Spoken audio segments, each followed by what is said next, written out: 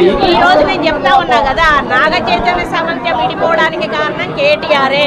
ఈరోజు చాలా మంది హీరోయిన్లు తొందరగా పెళ్లిళ్ళు చేసుకొని సినిమా ఫీల్డ్ నుంచి తప్పుకోవడానికి కారణం కూడా కేటీఆరే.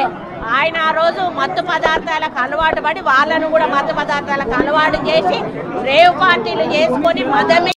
ఈ రోజు నేను చెప్తా ఉన్నా కదా, నాగ చైతన్య సమంత విడిపోవడానికి కారణం కేటీఆరే.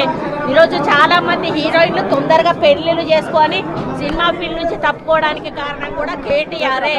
ఆయన ఆ రోజు మత్తు పదార్థాలకు అలవాటు పడి వాళ్ళను కూడా మత్తు పదార్థాలకు అలవాటు చేసి రేవ్ పార్టీలు చేసుకొని మదమే.